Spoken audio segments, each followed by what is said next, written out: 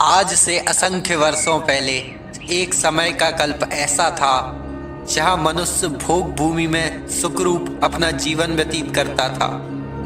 तब मनुष्य कल्प वृक्ष के द्वारा ही अपनी सारी आवश्यकताएं पूर्ण करता था, परंतु किसी को पता नहीं था कि कर्म भूमि का आवाहन हो चुका है। तेजांग कल्प वृक्ष जो अत्यंत प्रकाश प्रदान करता था, उसका प्रकाश कम होने लगा था।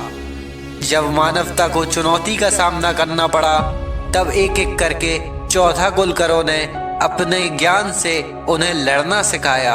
आज मुझे बात करनी है एक धर्मनिष्ठ, धर्मशील धर्म योद्धा, जिन्होंने मानवता को न सिर्फ जीना सिखाया, परंतु पूरी सृष्टि के उद्धार के लिए धर्म की राह बताई। हम सबके स्वामी भगवान श्री आदिनाथ।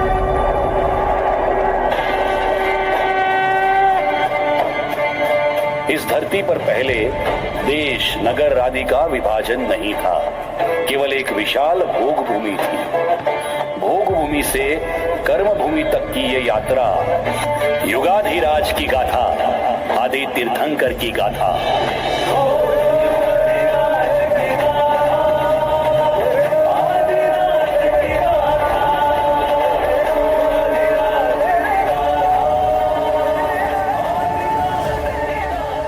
राजा ऋषभदेव केवल शासक नहीं थे, वे संस्कृति के शिल्पकार थे। उन्होंने शुरुआत शिक्षा से करी और सबसे पहले उन्होंने अपनी पुत्रियों को शिक्षा दी। जब एक पुरुष शिक्षित होगा तो वो स्वयं को शिक्षित कर आगे बढ़ेगा, परंतु जब एक स्त्री शिक्षित होती है तो अपने साथ अन्य कई लोगों को भी लाभ देती है। पुत्री ब्राह्मणी, आपको मैं शुद्ध अक्षरावली की विद्या प्रदान करता हूँ। व्याकरण, छंद और अलंकार शास्त्र ही वाङ्मय कहलाता है। आप आगे चलकर सभी को लिखना पढ़ना सिखाएंगी, जिससे समग्र मनुष्यगण आगे चलेगा, एक दूसरे को समझ पाएगा, अपने ज्ञान को आगे बढ़ा पाएगा। पुत्री सुंदरी, आपको मैं गणित शास्त्र की विद्या प्रदान करता हूँ। आप आगे चलकर सभी को इकाई, दहाई आदि स्थानों के क्रम से शिक्षित करेगी, जिस पर मानवता आगे चलकर अपना जीवन निर्वाह करने पूर्ण रूप से निर्भर होगी। इस विद्या से अलंकृत आप दोनों पुत्रियां साक्षात सरस्वती की तरह प्रतिष्ठित होंगी।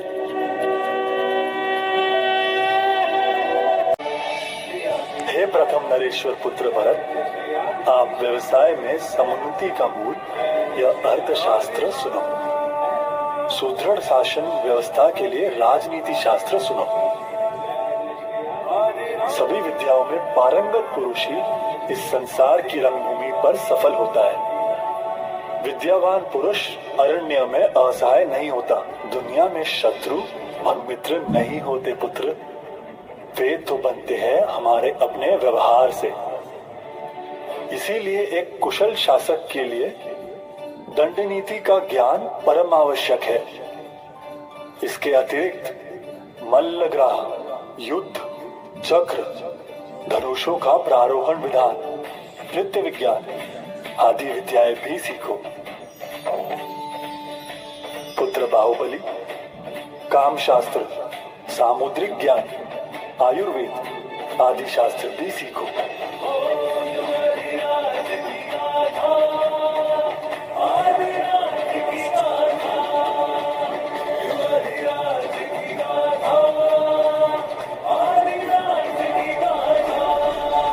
राजा ऋषभदेव ने वर्ण व्यवस्था की स्थापना की, भेद के लिए नहीं बल्कि संतुलन के लिए।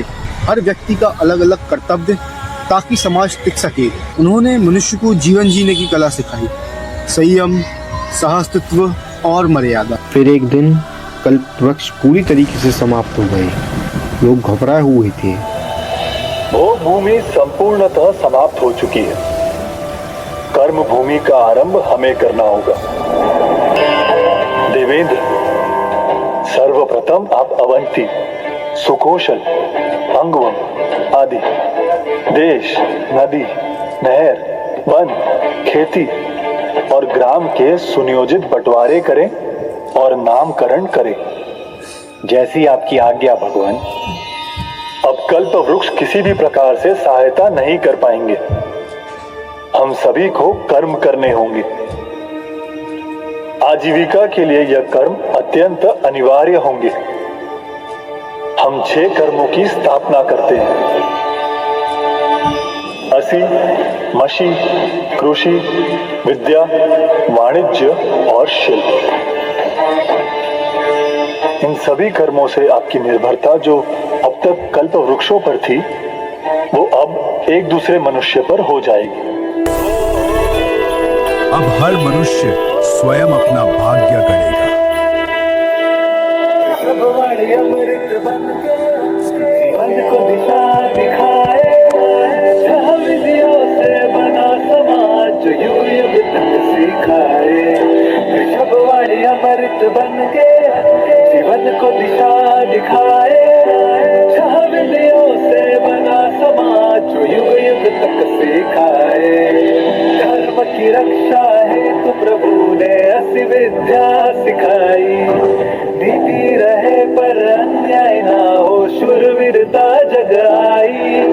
धर्म तलवार उठा सिखाया, न्याय है तो बल पाए। ऋषभवाणी अमृत बन के जीवन को दिशा दिखाए, विधियों से बना समाज जो युग युग तक सिखाए। मसी बनी जब ज्ञान की धारा, शब्दों ने दीप जलाया। लेख बना तब शास्त्र हमारा, सबने ज्ञान अपनाया। ज्ञान बना जब अक्षर ध्वनि, सत्य स्वयं मुस्काए। ऋषभवाणी अमृत बन के जीवन को दिशा दिखाए, विधियों से बना समाज जो युग युग तक सिखाए। हल बैल से जुड़ी धरती, अन्न उपजाने की रीति। कृषक बना जन, सृजन बना धन, जीवन में आई प्रीति। धरती माँ की सेवा करके श्रम का गौरव लाए। ऋषभवाणी अमृत बन के जीवन को दिशा दिखाए, विधियों से बना समाज जो युग युग तक सिखाए। हाथों से खड़े भवन सुंदर, कला कौशल का उजास। घरेलू रचना शिल्प संवेदना, श्रम की बनी परिभाष। माटी में भी रूप सजाया, सौंदर्य स्वयं झलके। ऋषभवाणी अमृत बन के जीवन को दिशा दिखाए, विधियों से बना समाज जो युग युग तक सिखाए। वस्तु बदली, मूल्य मिला जब वाणी में समझ बढ़ी। धन दौलत से नहीं अकेले, धर्म विवेक भी चढ़ी। न्याय संग व्यापार सिखाया, सद्गति पथ दिखलाए।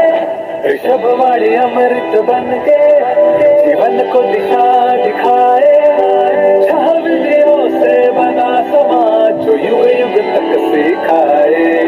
कला बनी जब आत्मा की भाषा, सुर और तालों की वाणी। नृत्य गीत चित्र और कथा में जागी सजीव कहानी।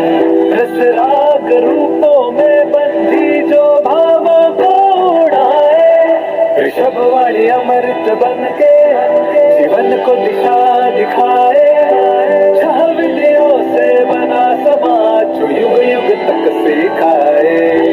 कृष्ण प्रभु की छह शिक्षाएं, मानवता की मूरत। जीवन में जो उन्हें उतारे, पाता प्रभु की सूरत। हम भी बने दीप से दीपक जो अंधकार मिटाए।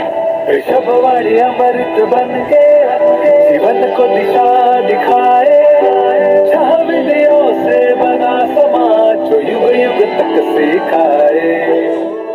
सब कुछ ठीक चल रहा था, लेकिन फिर आया एक ऐसा क्षण जिसने सब बदल दिया। जब राजा ऋषभ स्वर्ग में देवराज इंद्र के अनुरोध पर नीलंजना अप्सरा का नृत्य देख रहे थे, तब अचानक से नीलंजना धरा पर गिर गई, मृत। उसी क्षण राजा ऋषभ ने देखा कि स्वर्ग में भी मृत्यु होती है। तब उन्हें अपने पूर्व भावों का स्मरण हुआ। इंद्र, आपने वह किया है जो केवल एक ज्ञानी ही कर सकता था। आपने मुझे ज्ञान की ओर मार्गदर्शन किया, उपदेश नहीं, अनुभव के माध्यम से मोह के त्याग का तर्पण करवाया। नीलांजना का अलोप होना या दरबार में किसी ने देखा ना हो, पर इस दृश्य ने मेरी अंतरात्मा को उदित किया है।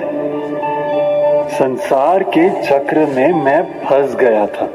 पुत्र भरत, आज से राजपाट आप संभालेंगे। इस संपूर्ण राज्य का नाम आपके नाम से भारत रखा जाएगा। मोक्ष के पथ पर चलने का मेरा समय आ गया है। अब मैं दीक्षा लूंगा। कर्म बंधन टूटे, कर्म बंधन छूटे, दिगंबर दशा में प्रभु ने जब विहार किया, तो गाथा गाएंगे उस प्रथम प्रकाश की। केवल ज्ञान हुआ प्रभु को, शांत प्रकाश छाया था। भरत के मन में प्रश्नों का सागर ही लोर लाया था। भगवान, जैसा आपने किया, क्या हमारे कुल में वैसा कोई और करेगा? राजा भरत, आपके पुत्र मरीचि अपना बहुभ्रमण पूर्ण कर 24वें तीर्थंकर महावीर बनेंगे।